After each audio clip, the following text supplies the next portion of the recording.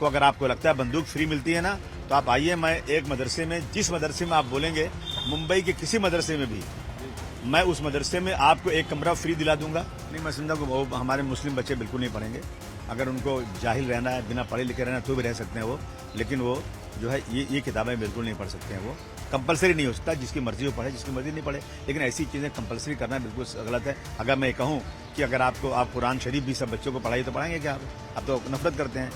तो ये सब चीज़ें जो है सिर्फ और सिर्फ हिंदू और मुस्लिम को बांटने के लिए किया जा रहा है। महाराष्ट्र में हिंदी वर्सेस मराठी को लेकर लंबे समय से विवाद चल रहा है और अब इसमें मंत्री नितेश राणे ने ये कहा है कि मदरसों में मराठी सिखानी चाहिए क्योंकि मदरसों में बंदूक चलाना सिखाया जाता है, बंदूक मिलते हैं। इस बारे में हमारे साथ बात करने के लिए समाजवादी पार्टी के महाराष्ट्र के अध्यक्ष अबू आजमी जी हैं। सर, नितेश राणे ने कहा है कि अगर मराठी सिखानी है तो मदरसों में बच्चों को पढ़ाओ, वहां पे मराठी सिखाओ, क्योंकि वहां पे तो बंदूक चलाना सिखाया जाता है, वहां तो बंदूक मिलते हैं। क्या कहेंगे? मैं उनके सवाल का रोज जवाब दूं, मुझे लगता है कि बिल्कुल ठीक नहीं है। ये सब सस्ती राजनीति की रोजाना रात को रिसर्च होता है और सुबह में बोला जाता है। ऐसा है कि उनको हिस्ट्री मालूम नहीं है। मदरसे वाले वही लोग हैं जिन्होंने इस देश की आज़ादी के लिए बहुत बड़ी कुर्बानी दिया। मदरसे वाले वही हैं, जब गांधी जी बम्बई सी पोर्ट पर आए थे तो मदरसे वालों ने उनको स्वागत किया था और गांधी का खिताब दिलाया था। मदरसे वालों ने इस देश के लिए जितनी बड़ी कुर्बानी दी है, अगर वो पढ़े लिखे हैं, अगर मैं उनको चाहिए किताब मैं देता हूँ पढ़ने, वो कितना। सेकंड चीज़, मदरसे जो है ना, मदरसे आज कुरान शरीफ भी जो है ना मराठी में आ चुका है। उनको पता नहीं क्या पढ़े ना, कुरान शरीफ मराठी में आ चुका है। और मदरसे में पढ़ने वाले को अगर आपको लगता है बंदूक फ्री मिलती है ना, तो आप आइए, मैं एक मदरसे में, जिस मदरसे में आप बोलेंगे, मुंबई के किसी मदरसे में भी, मैं उस मदरसे में आपको एक कमरा फ्री दिला दूंगा और वहां आपके एक सीसीटीवी लगा दूंगा और वहां आप बैठ जाइएगा। अगर मदरसे में देश के प्रेम के बारे में बात नहीं होती हो, मदरसे में अपने पड़ोसी के साथ अच्छे ताल्लुकात की बात नहीं होती हो, मदरसे में जो है सारे अच्छे काम नहीं सिखाए जाते हो, तो आप सारे मदरसे बंद करा दीजिए। आपकी सरकार है, आप कुछ भी कर सकते हैं। आप तो कानून और ये जो है जो कॉन्स्टिट्यूशन है, ये सब सिर्फ किताब में लिखा हुआ है। आप जो चाहते हैं आप लोग कर लेते हैं, कर लीजिए आप, लेकिन मदरसों के बारे में ऐसी बातें मत कीजिए। मदरसे बहुत अच्छा काम करते हैं। बहुत सारे मदरसे जब मराठी पढ़ा भी रहे हैं, मदरसे गरीब बच्चों को, जिनके पास कुछ खाने पीने को नहीं है, उनको उठाते हैं, नहलाते हैं, धुलाते हैं, उनको खिलाते पिलाते हैं और उनको जो है पहले उनको अपने रिलीजन सिखाते हैं, बाद में दुनियावी पूरी तालीम देते हैं।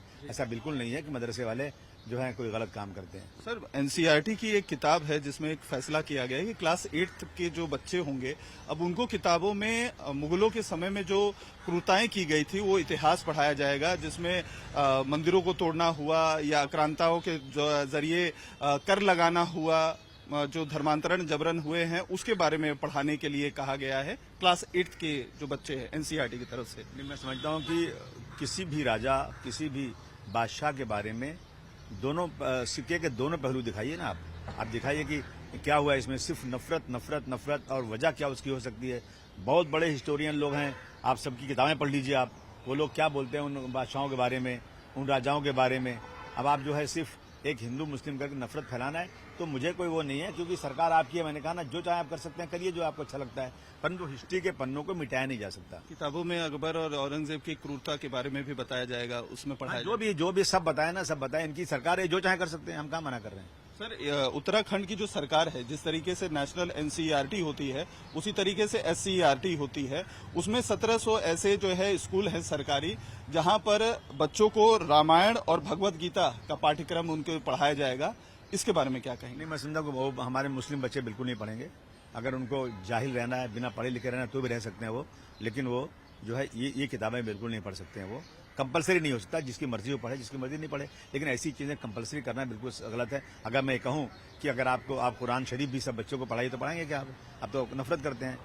तो ये सब चीज़ें जो है सिर्फ और सिर्फ हिंदू और मुस्लिम को बांटने के लिए किया जा रहा है। आखिरी सवाल सर, खुलताबाद का नाम रत्नापुर करना चाहिए। वहां के जो स्थानीय बीजेपी के एमएलए हैं, उन्होंने एक पत्र लिखा है मुख्यमंत्री को और कह रहे हैं कि जो 100 करोड़ का एक फंड है उसके तहत रिलीज किया जाए और छत्रपति संभाजी महाराज की एक भव्य मूर्ति संभाजी नगर जो औरंगाबाद है वहां पर खड़ी की जाए। क्या कहेंगे? खुलताबाद का नाम रत्नापुर किया जाए। ऐसा है कि सरकार उनकी है, उनको चिट्ठी लिखने की जरूरत क्या है? वो जो चाहे कर सकते हैं। मुबारक हो उनको, जितना चाहे नाम बदल दें, इसमें किसी को ऑब्जेक्शन लेने की जरूरत नहीं। सरकार का अधिकार है, सरकार का पावर है, आप सरकार जो चाहे कर सकते हैं, मुझे कोई एतराज नहीं। बात करने का बहुत बहुत शुक्रिया। ये थे Abu Azmi, video journalist George के साथ अतु सिंह, टाइम्स ऑफ नव भारत, मुंबई।